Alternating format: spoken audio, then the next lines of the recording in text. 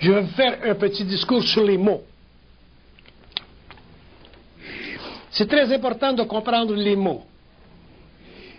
Les mots sont une façon de cacher l'énergie.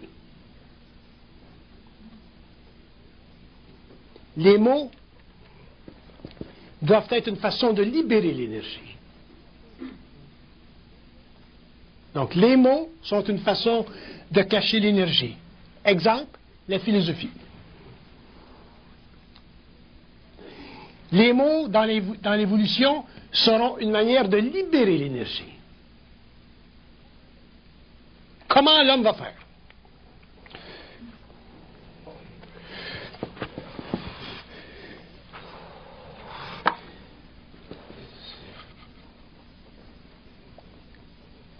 Si vous aimez les mots parce qu'ils vous plaisent, ils cachent l'énergie.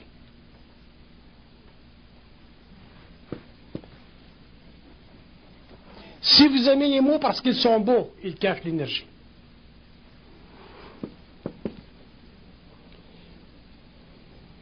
Si vous aimez les mots parce qu'ils vous rassurent, ils cachent l'énergie.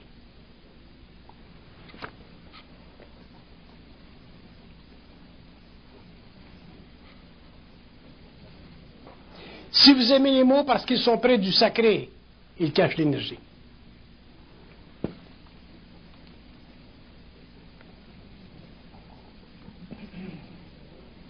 Les mots sont des architectures qui doivent être dévalisées pour que l'énergie sorte.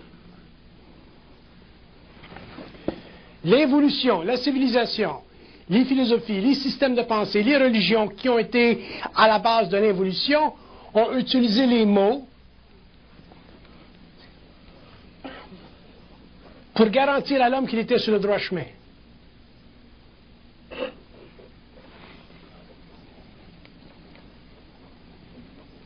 Et l'homme s'est aperçu qu'il a toujours été dans une forme d'erreur. C'est intéressant.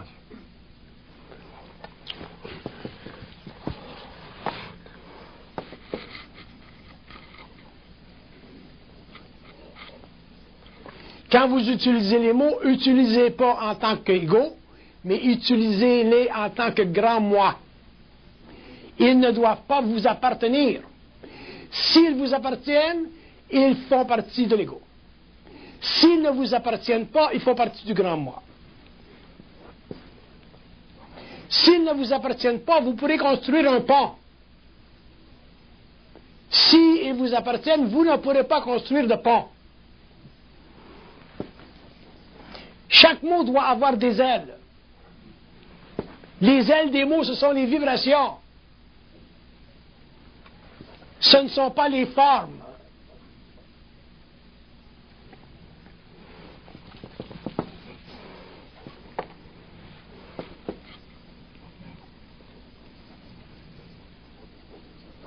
Ils disent, les mots deviennent essence seulement si l'homme est conscient de nous. Les mots deviennent essence, donc parole, comme les initiés parlent, seulement si les hommes sont conscients de nous. Si les hommes ne sont pas conscients de nous, les mots deviennent une projection de leur personnalité. Vous ne pouvez pas construire de pont avec la personnalité.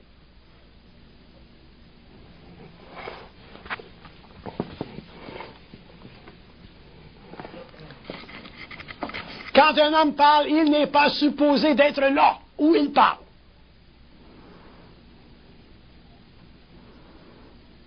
S'il est dans le centre de ce qu'il dit, il est dans la personnalité des mots. Il ne crée pas de pont. Il prend notre place, ils disent. Très intéressant les mots. Les mots sont la substance même de la conscience mentale.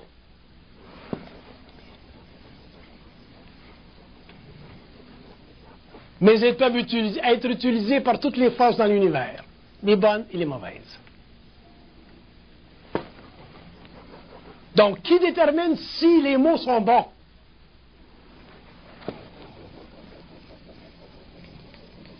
Seulement l'homme qui veut protéger les hommes de son intelligence, de la domination de son intelligence.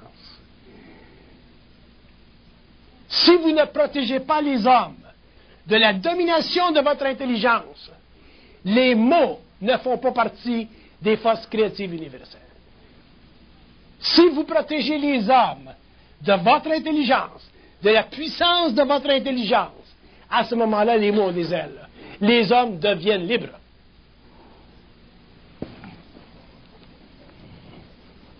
Tout concert de mots doit mener à la liberté.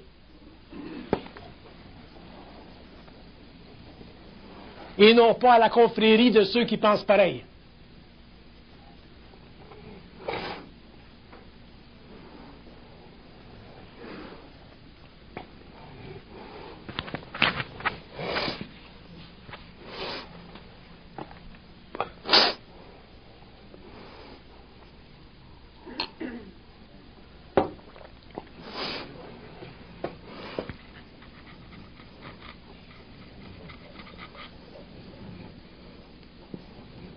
L'homme, oh, je l'ai perdu.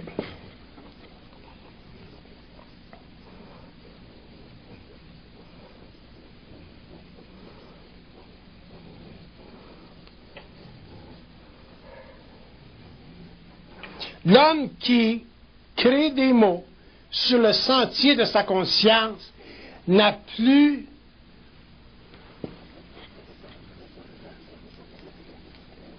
le besoin de savoir. Il n'a plus besoin de savoir.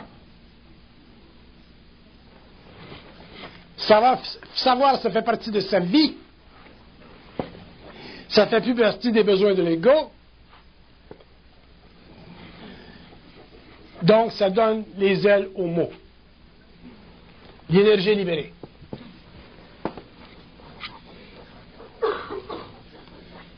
Si l'énergie n'est pas libérée dans les mots, ça sert à quoi de savoir? Ça nous rend prisonniers. C'est l'évolution. Ça nous a servi à quoi? Les religions nous rendent prisonniers. Ça nous a servi à quoi? Les idéologies politiques à nous rendre prisonniers.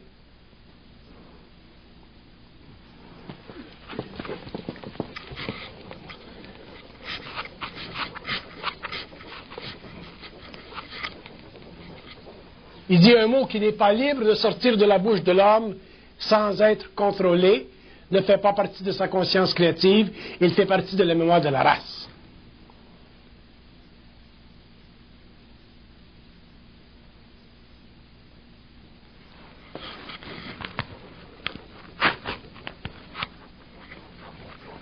Il dit c'est pour la raison pour laquelle les initiés ne peuvent pas utiliser les mots au large dans le monde, parce qu'ils fractureraient les structures.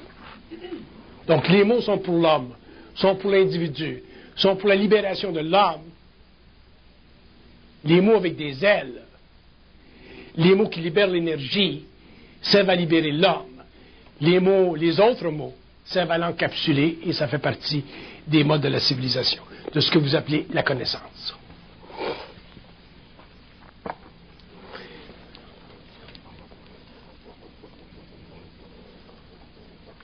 Ils disent la conscience des mots, c'est la conscience de nous. Ils disent sans mots, nous ne sommes pas dans votre conscience. Nous ne sommes pas présents dans votre conscience. Mais si les mots n'ont pas d'aile, vous ne pouvez pas nous trouver. Si vous ne pouvez pas nous trouver, vous êtes seul. Si vous nous trouvez, on est là. L'homme est libre.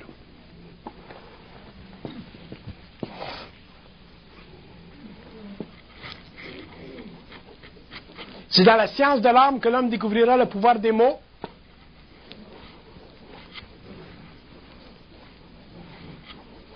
C'est dans la science de l'âme que l'homme découvrira qu'il n'est jamais seul. À partir du moment où vous pensez que vous êtes seul, vous pensez que vous êtes intelligent seul. Ça peut être dangereux. Quand on est là, vous ne pouvez pas penser que vous êtes intelligent seul. Vous n'êtes plus dangereux.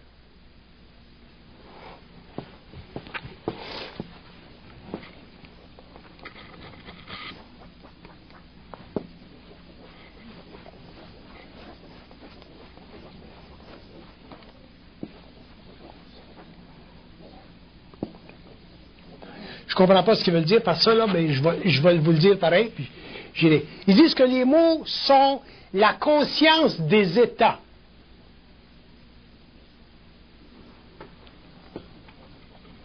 Sans mots dans la conscience de l'homme, il n'y a pas d'état.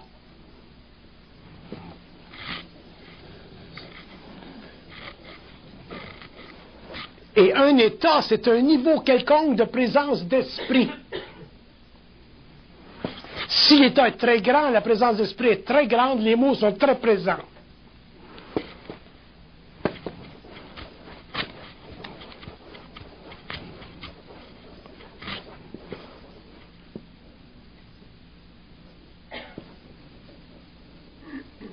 Les mots ont toujours le pouvoir de libérer l'énergie, donc de créer de nouvelles architectures, dans la mesure où l'homme est libre. Est libre. S'il n'est pas libre, ils n'ont pas ce pouvoir.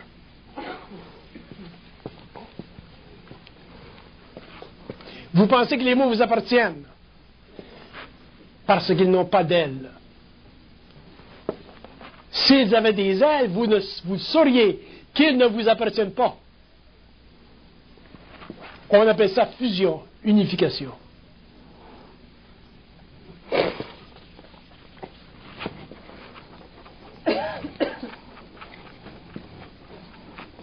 Les mots sont dangereux parce qu'ils appartiennent à toutes les dominations.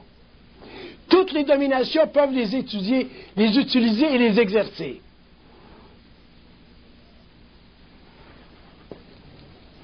L'homme doit être libre des dominations afin que les mots rendent son frère libre.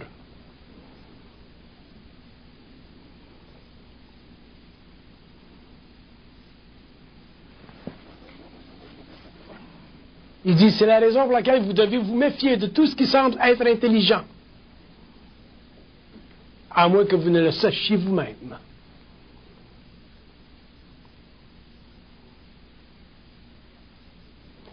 Ils disent que c'est la raison pourquoi ils ont dit que l'homme, en évolution de conscience, au début de sa vie, de sa conscience, doit en arriver à ne pas croire.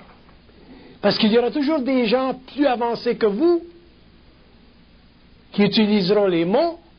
Si vous les croyez, vous deviendrez dominés. Parce qu'ils seront déjà de grands maîtres de la parole. C'est l'histoire de l'évolution. Donc, protection numéro 1 pour l'homme, ne pas croire. Avec le temps, l'homme saura. Quand il entendra des mots, il saura s'ils ont des ailes ou non. Ce qui veut dire que les hommes comprendront la même chose. Quand deux hommes comprennent la même chose, il n'y a plus d'inimité entre eux.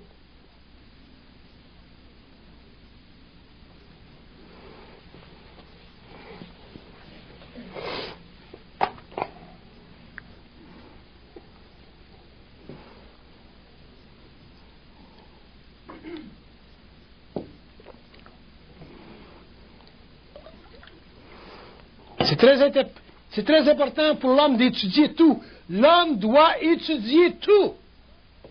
Tout veut dire quoi? Tout veut dire tout ce qui vient à son esprit et le dérange. Si quelque chose vient à son esprit, il doit l'étudier. Si rien vient à son esprit, il n'y a rien à étudier.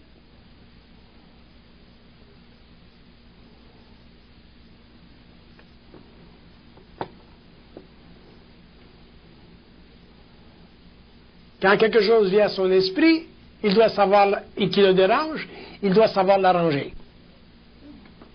Il a les mots. Il a la pensée télépathique.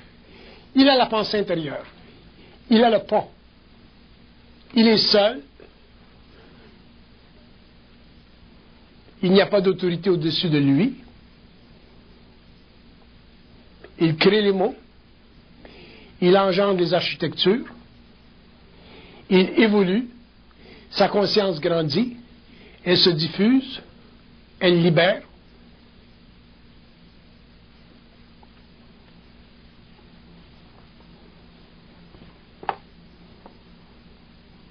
Et l'homme devient unique. Unique veut dire quoi?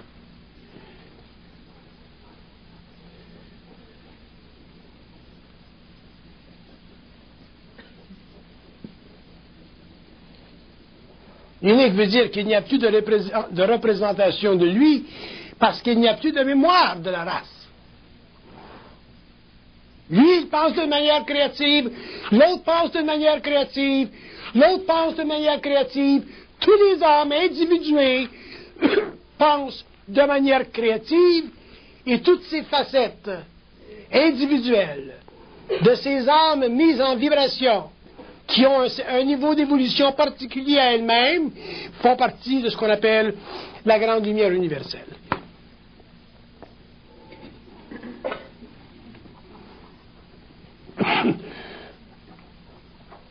C'est à ce moment-là que l'homme comprend ce que veut dire l'universalité.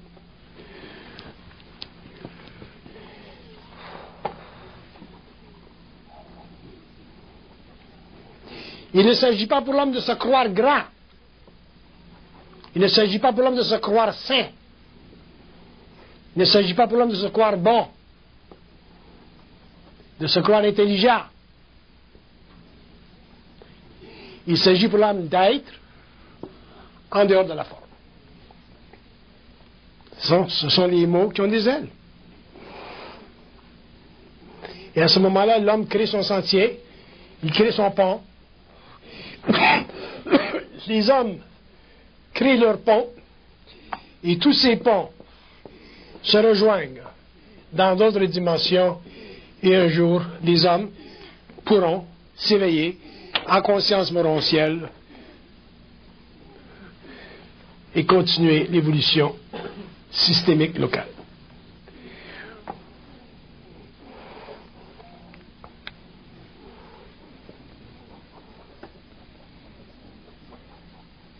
Il dit, penser, c'est fini quand l'homme devient conscient de nous.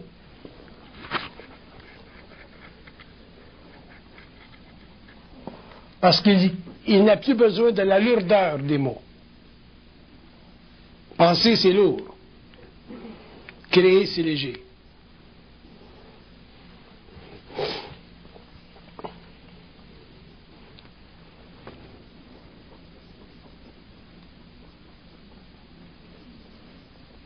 Les mots ont la vibration de l'esprit qui connecte avec l'âme. Sinon, ils ont la vibration de l'âme disconnectée de l'esprit.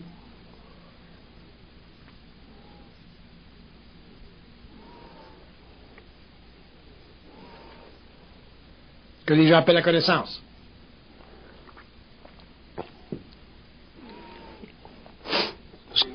Oui.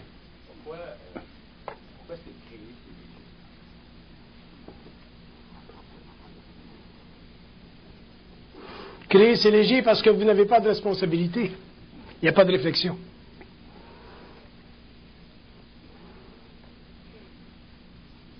Il n'y a pas de responsabilité dans le processus créatif.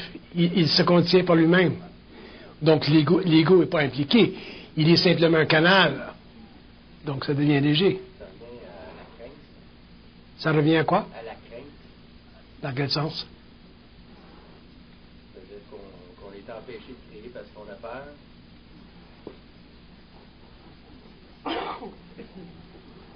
Ils disent que l'homme est empêché de créer parce que leur présence n'est pas assez grande.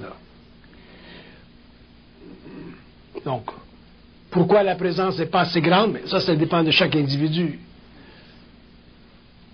Ça fait partie de l'évolution, ça aussi. Avec l'évolution, la présence chez l'homme sera de plus en plus grande, et ainsi de suite. Parce que quand on parle de l'évolution, il faut parler... C'est long, l'évolution. Mais ce qui est intéressant quand on parle de l'évolution aujourd'hui, c'est que maintenant, on commence à avoir accès à une télépathie, au moins. Alors qu'avant, on n'avait pas. Donc, dans une vie, on peut en arriver à stabiliser nos énergies au niveau des plans, et ainsi de suite. Donc, ça nous donne une identité.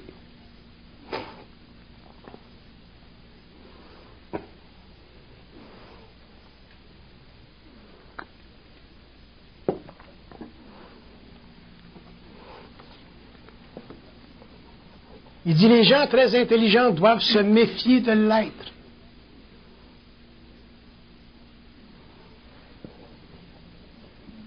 Parce que de la grande intelligence, dans le sens évolutif du terme, c'est une grande facilité de manipulation des mots.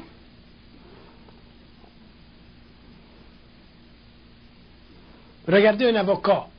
Pour qu'un avocat soit grand avocat, il faut qu'il ait une grande manipulation des mots. Ça ne veut pas dire qu'il sera un avocat créatif. Mais il apparaîtra dans sa jurisprudence, dans son travail, comme un grand avocat, parce qu'il pourra manipuler les mots. Il gagnera son cas. Il pourra facilement libérer le criminel.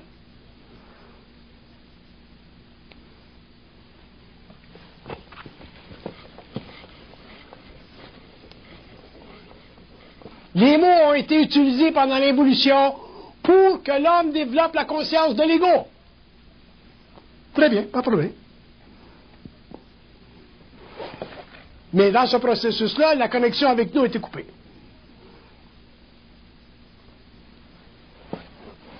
Dans l'évolution, l'homme retournera à la source.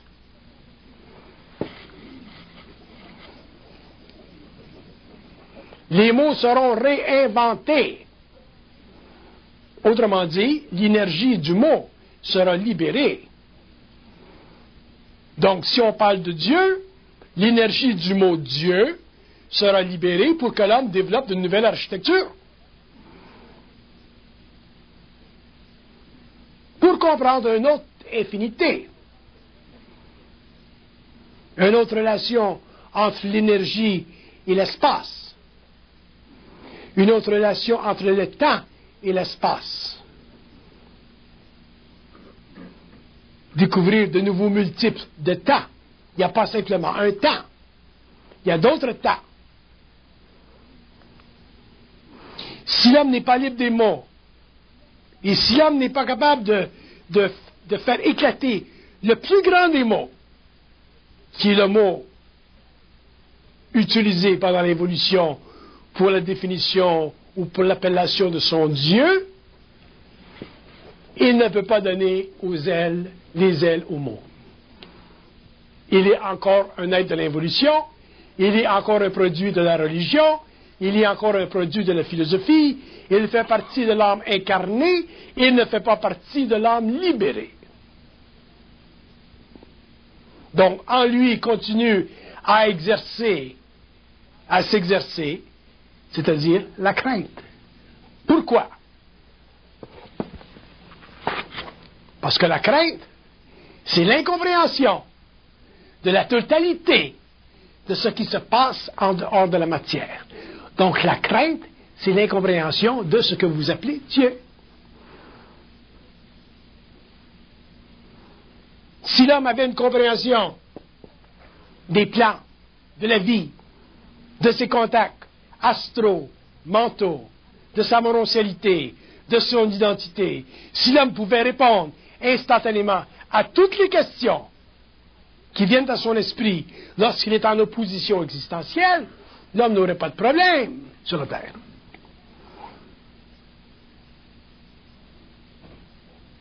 Mais ce n'est pas le cas.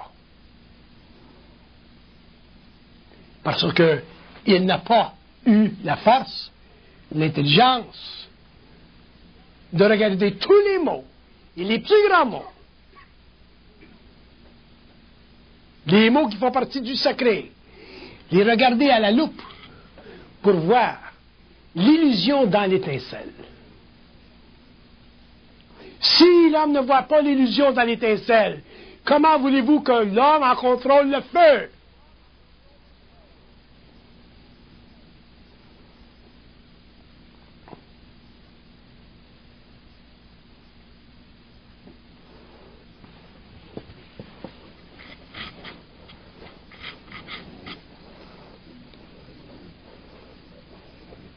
Parce qu'il dit, si vous ne contrôlez pas l'illusion dans l'étincelle, vous ne contrôlerez jamais le feu, parce que les mots n'auront jamais les ailes nécessaires pour créer, pour rendre libre, pour regarder le concept de Dieu,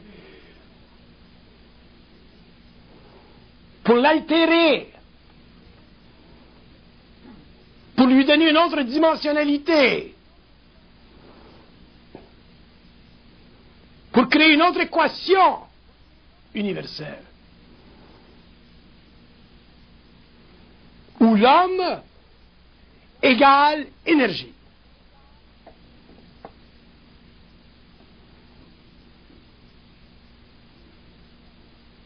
Donc, si l'homme n'égale pas énergie, mais que l'homme égale Dieu plus forme plus énergie, à ce moment-là, l'équation est trop complexe. L'homme n'est pas libre.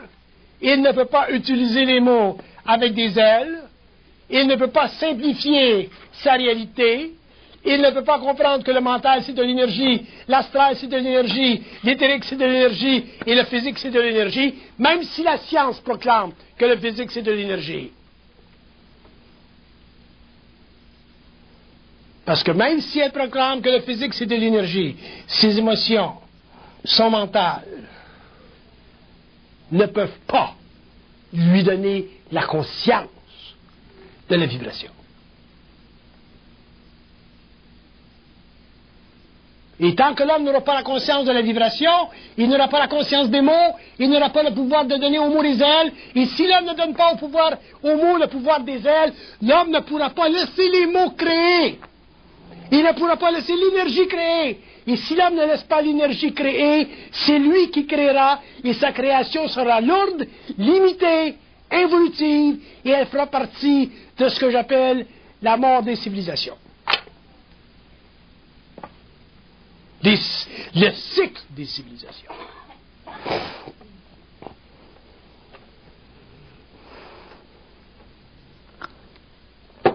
Le cycle des grandes vérités, le cycle des grands mensonges, le stalinisme, son effondrement, les grands esprits européens comme Sartre et Gide, qui se sont pliés devant la statue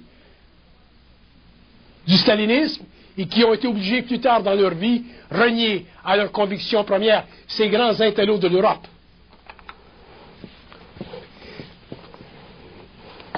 Parce qu'ils ne connaissaient pas les mots. La loi des mots.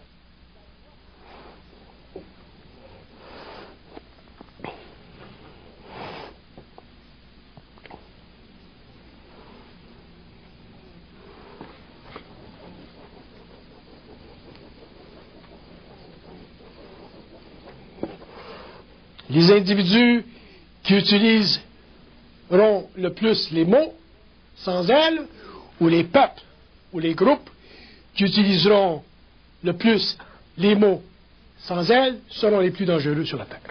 C'est l'histoire de l'humanité. C'est l'histoire des démagogueries.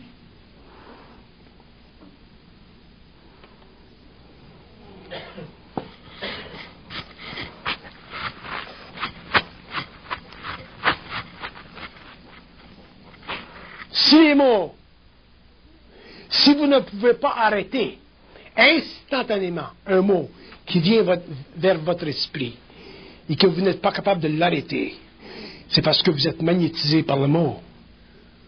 Vous n'avez aucune puissance créative. Et on vous influencera et on vous dominera. Et des hommes qui ont grand accès, grande volubilité, grande capacité d'utiliser les mots feront de vous des esclaves. C'est l'histoire de l'évolution. Quand un mot vient vers l'esprit de l'homme, l'homme doit être capable de sentir s'il y a une vibration ou s'il n'y en a pas. S'il est juste le mot, ou s'il est simplement une forme. S'il envoûte l'ego, s'il paralyse l'ego, s'il crée la crainte dans l'ego, ou s'il est simplement lumière pour libérer l'ego. Donc les hommes reconnaîtront les hommes à cette nuance. On ne peut pas mentir à l'homme conscient, parce que les mots, pour lui, doivent avoir des ailes. S'ils n'ont pas des ailes, ils sont lourds, et éventuellement, ils s'effondrent, ils descendent vers la terre.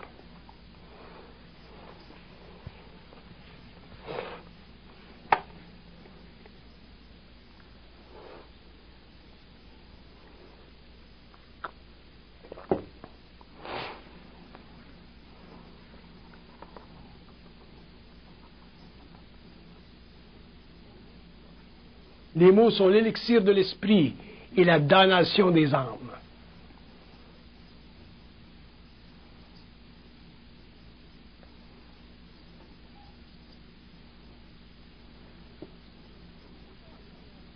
Autant les mots ont empoisonné, autant ils libéreront. Mais ce sera long.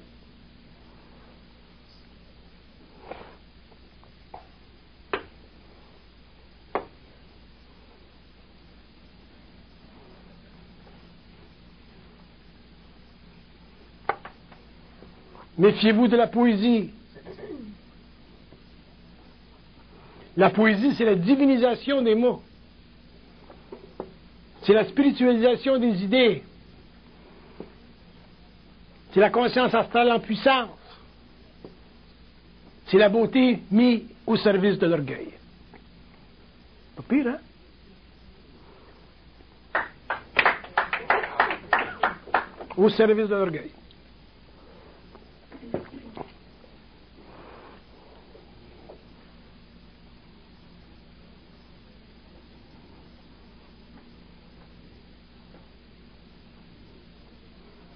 Méfiez-vous de la poésie car elle sera utilisée contre la raison pour faire croire que l'homme est faux, alors que l'homme est essentiel, même avec ses péchés.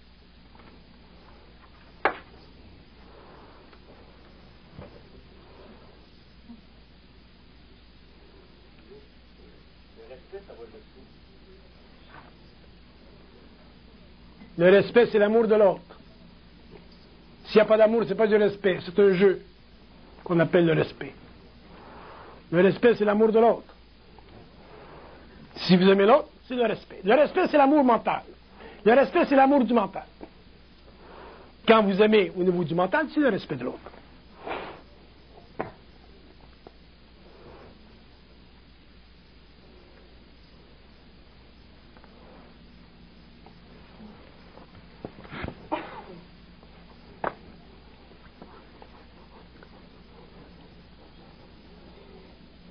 Les mots, c'est la quintessence de ce qui doit être dit, mais non pas de ce qui a été dit.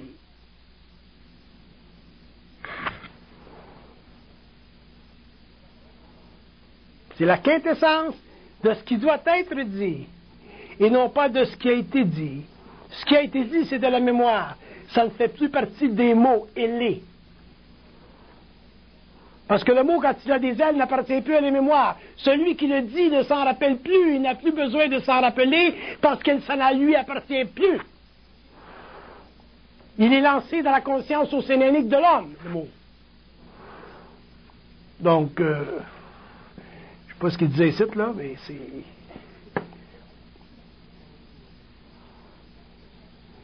Et c'est ça qui permet à l'homme de construire le pont.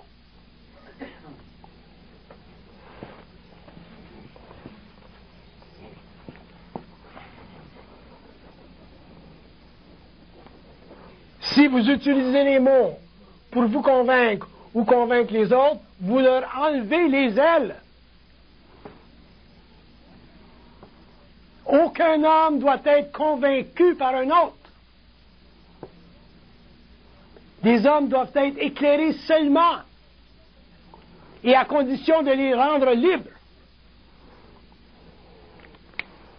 Le reste, c'est l'évolution. Le reste, c'est la philosophie, ce sont les religions. Ça ne fait pas partie de la conscience supérieure de l'homme.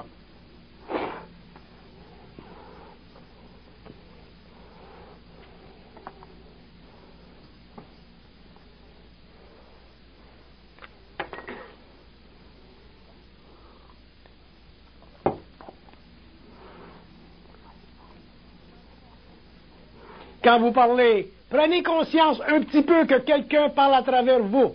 Si vous n'avez pas conscience que quelqu'un parle à travers vous, c'est vous, votre lourdeur qui parlez. Vos mots n'ont pas d'aile.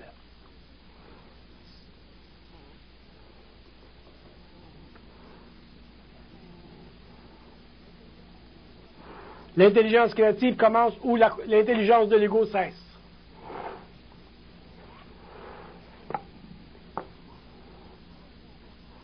Le pont commence où les mots ont des ailes. Ça se sent quand les mots ont des ailes. parce qu'on sent qu'ils ne nous appartiennent pas. Là, l'homme devient libre. L'homme peut créer de nouvelles architectures. L'homme peut regarder où il veut, dans la structure cosmologique universelle, dans le système.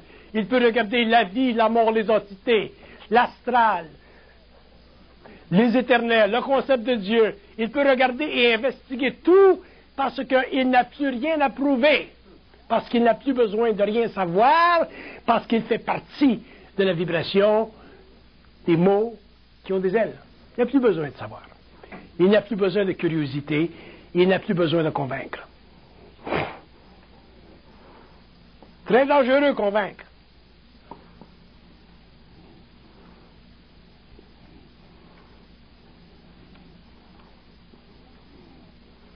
Les hommes qui ne se sont pas libérés de l'art de convaincre sont encore très loin d'eux-mêmes.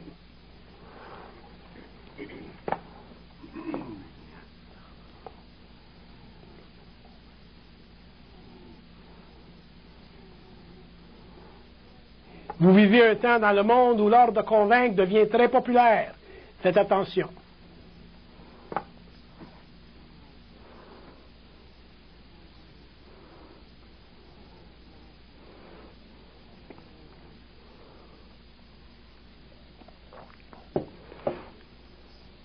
Je suis fatigué, j'ai-tu fini? Pas fini? Question? Pas de question? Continue.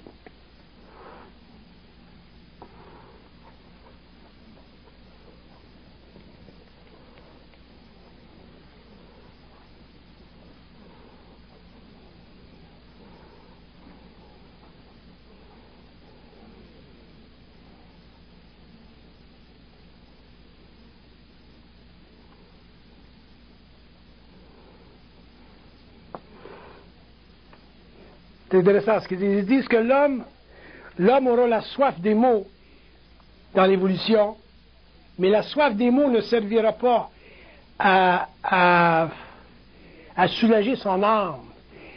Elle servira à élever son esprit. Grosse différence.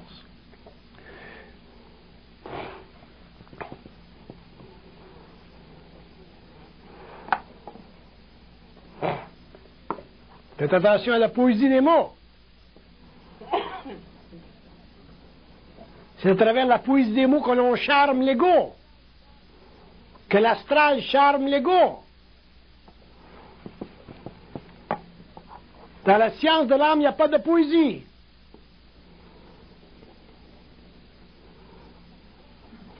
Il y a seulement la froide intelligence sans émotion.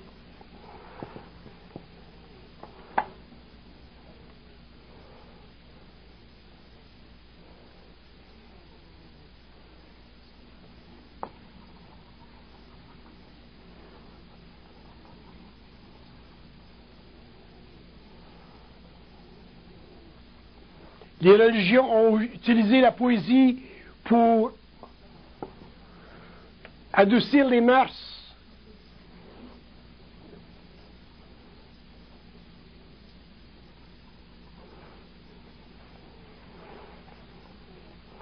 La conscience utilisera les mots sans poésie pour élever l'esprit de l'homme, le rendre libre.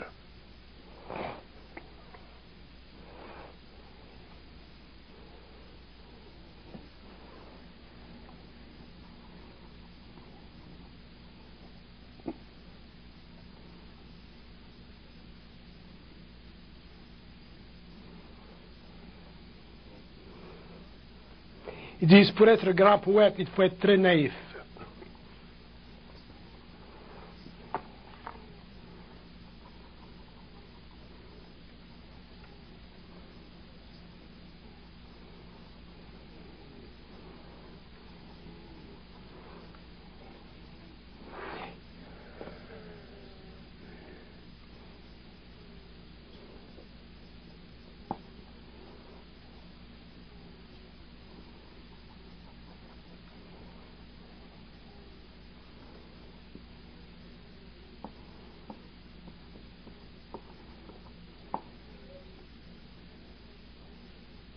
disent être naïf, c'est la difficulté qu'a l'homme de faire face à Dieu, de le regarder et de changer l'impression qu'il a de lui, la conception qu'il a de lui, l'architecture qu'il devrait avoir, et non pas l'architecture qui nous a été imposée.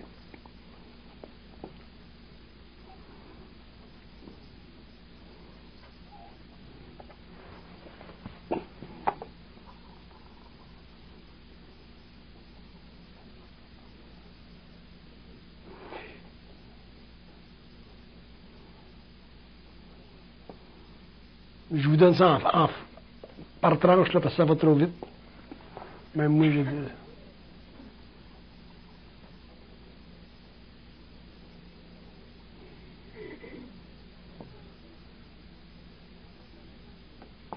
Nous n'avons pas d'objection à votre interprétation de l'unité systémique,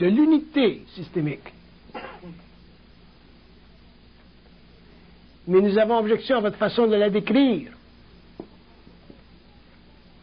Parce que vous n'avez pas la science des âges. Vous avez seulement la science de vos émotions et de vos perceptions matérielles. Si vous aviez la science des âges dans votre corps matériel, vous ne pourriez pas vivre sur la terre. Vous seriez obligé de mourir pour vous libérer ailleurs.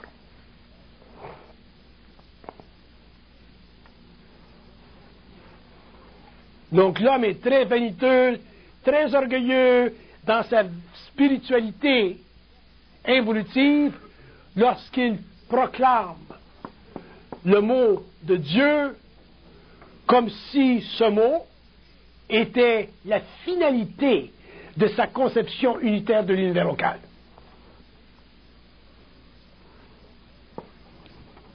Donc même dans votre grande spiritualité, vous avez de l'orgueil.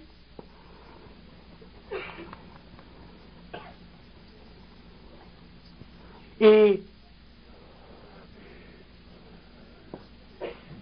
il dit, mais vous êtes protégés du néantisme crépusculaire d'une conscience incapable de saisir le fond de la vie.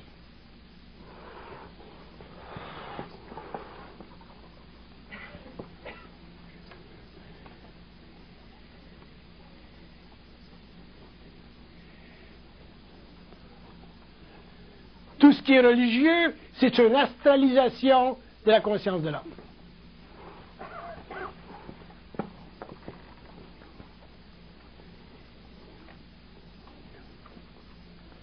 Si vous saviez scientifiquement ce que veut dire Dieu dans votre conception, vous n'auriez plus de goût de vivre. Tant l'infinitisation de la conscience universelle serait vaste.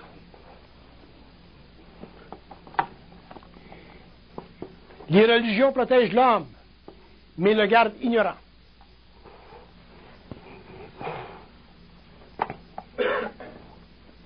Donc, que vous soyez ignorant, c'est pas un problème.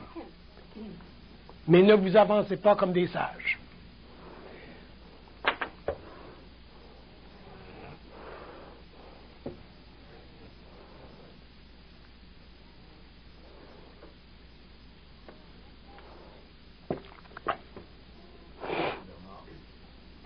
Quelle serait la meilleure façon de contrer les mots de celui qui veut convaincre? Pas croire. La règle numéro 1.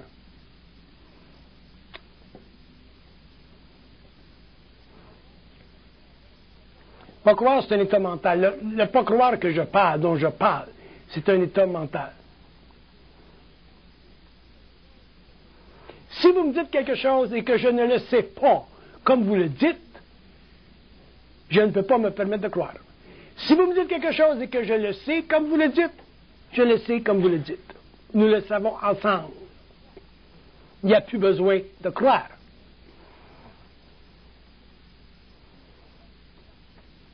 C'est universel, l'intelligence. Ça appartient à tous les hommes, l'intelligence. Mais tous les hommes ne l'utilisent pas. Parce que les mots qu'ils utilisent n'ont pas tous des ailes. je veux vous convaincre, à partir du moment où je veux vous convaincre, je vous domine. Même si vous ne le voyez pas, je vous domine. Si je vous convainc.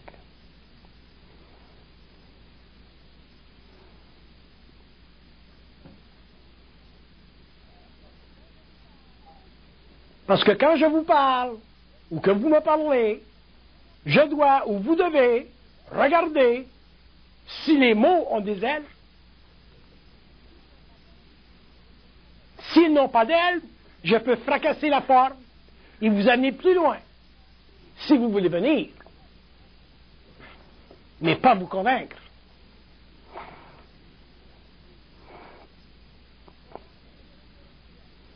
Convaincre, c'est le domaine des religions. Ça l'a servi ce que ça l'a servi. Ça a été nécessaire pendant l'évolution. Dans l'évolution, ce sera fini. L'homme ne pourra pas croire. Quand on vous enlèvera la faculté de croire, vous ne pourrez plus croire.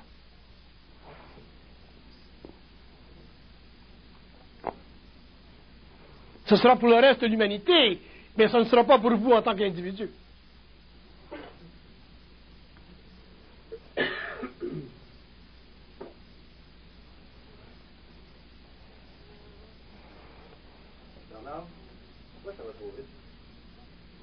Pourquoi ça va trop vite? Quoi va trop vite?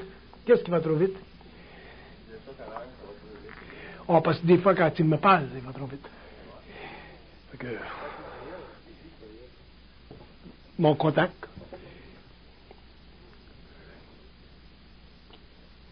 Oui? Vous savez, dans la première partie des erreurs qu'il y a eu dans la création, pourquoi est-ce que ça a été permis qu'il y ait des erreurs? Pourquoi il y a eu des erreurs dans la création? Une des erreurs dans la création, c'est le fait que les esprits de la forme qui ont créé l'âme ne savaient pas que l'âme était capable d'autocorrection. Comme ils ne savaient pas que l'âme était capable d'autocorrection, était incapable d'autocorrection, l'âme s'est incarnée, ça a pris des millions d'années, l'homme s'est développé, l'homme a développé un ego, la civilisation s'est développée, le contact entre l'homme et les plants s'est éliminé avec le temps, et l'âme incarnée avec le temps a dû mourir parce que les âmes étaient devenus trop physicalisés, et pour que l'homme reprenne contact avec la source, ce que j'appelle l'évolution, il faudra que tout ce qui a été fait soit défait. Donc, avec le fait que l'homme, aujourd'hui, qui prend conscience, réalise, lorsqu'il est en contact avec le plan mental, que la pensée vient d'ailleurs, déjà, ça commence à défaire les fondations psychologiques de l'ego de l'évolution. Et c'est comme ça que l'homme va retourner à la source.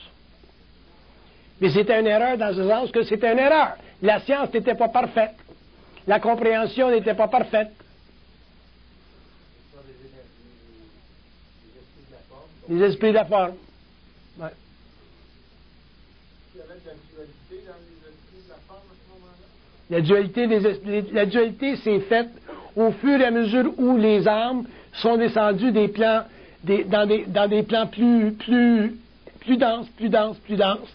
Et plus l'âme descendait vers le plan matériel, plus la dualité s'est exercée parce que, à partir du moment où l'âme devenait incarnée dans la matière, la relation entre l'âme et l'esprit devenait sévérée par le fait que les âmes étaient coupées de leur source, de leur point d'origine.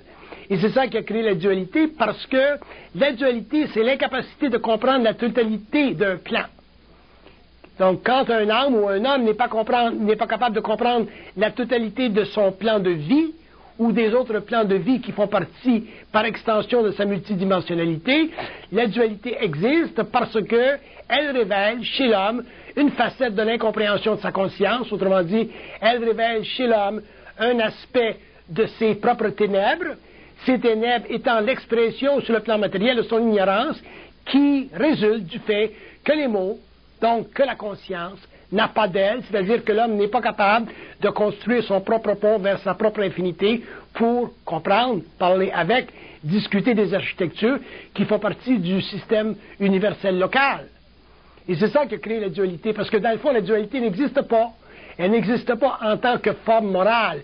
Elle existe simplement en tant que tension magnétique dans l'univers au niveau des atomes et de la conscience matérielle. C'est la résultante de l'erreur. C'est la résultante de l'erreur, exactement. Est-ce qu'il y avait de l'intentionnalité à l'origine? Non, c'est une erreur scientifique. Le résultat de tout ça, où l'homme va revenir? Une âme à son point d'origine. À son point d'origine, c'est très simple. C'est très nucléaire. Mais avec l'évolution, ça devient très complexe. Il se développe des spiriles autour de l'âme. Et ces spiriles-là, avec le temps, plus une âme est évoluée, plus elle a de spiriles d'énergie. Mais au début, quand l'âme a été créée par les esprits de la forme, les spiriles d'énergie n'existaient pas. Donc, les esprits de la forme ne pouvaient pas évaluer la progression intemporelle ou temporelle de l'âme. C'est seulement quand l'âme a été incarnée, qu'elle est descendue dans la matière, qu'elle a fait son évolution, que là, ils ont été capables de mesurer et d'évaluer son évolution temporelle.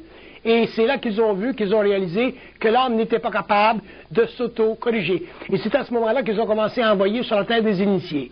Les initiés, plus ou moins connectés avec ces plans-là, pour pouvoir donner à l'homme des directions d'évolution basées sur des sciences, souvent très primitives, mais très utiles au perfectionnement des mœurs dans des systèmes ou des sociétés très, très tribales. Et ça l'a mené jusqu'à nos jours, ça a été utile, ça l'a servi, mais éventuellement, l'homme devra se libérer complètement de ses anciennes programmations pour en arriver à retourner à sa source, mais il va le faire seulement le jour où il va prendre conscience que la pensée vient d'ailleurs. Tout le contexte vibratoire de la conscience de l'homme est basé sur ce principe-là, et ce principe-là, il est totalement occulte, dans ce sens qu'il n'est pas sujet à l'analyse, il ne peut que faire partie de l'expérience vibratoire de l'homme en évolution. Et les hommes qui seront très évolués, plus évolués, pourront accéder plus facilement à cette conscience parce qu'il y aura moins d'obstacles psychologiques faisant partie de la conscience de l'ego, donc de la mémoire de la race. C'est la mémoire de la race qui empêche l'homme de retourner à sa source. C'est la mémoire de la race qui ramène l'homme au plan astral. C'est la mémoire de la race qui reconstruit constamment les réserves de ce que les psychologues freudiens appellent l'inconscient collectif. Mais l'homme conscient sera libre de ceci parce qu'il aura finalement réalisé que la domination des mots, donc la domination des pensées, fait partie de la caractérisation de son modèle d'évolution évolutif. C'est normal. Mais dans l'évolution, ce sera renversé, et ce renversement-là se fera au niveau de l'échelle individuelle, ça ne se fera pas au niveau de l'échelle collective. Les hommes ou la société ou les civilisations ne le verront jamais en tant que phénomène social, mais il fera partie définitive de la conscience individualisée. L'erreur qui a été commise, c'est l'homme qui a subi, c'est l'homme qui est en train de subir. Est-ce qu'il va y avoir compensation? L'homme, il y aura compensation en conscience morontielle. Parce qu'une fois que l'homme sera en conscience morontielle, l'homme pourra travailler avec les esprits de la forme, et lorsqu'il travaillera avec des esprits de la forme en conscience morontielle, ces esprits-là se révéleront à lui sur sa longueur d'onde. C'est dans ce moment-là que l'homme découvrira que l'univers est extrêmement organisé, très politisé, très structuré, qu'il y a des hiérarchies et qu'il y a des intelligences, des entités extrêmement évoluées, et que la science des mondes est très vaste et qu'elle dépasse notre science matérielle de plusieurs centaines de milliers d'années. Bye.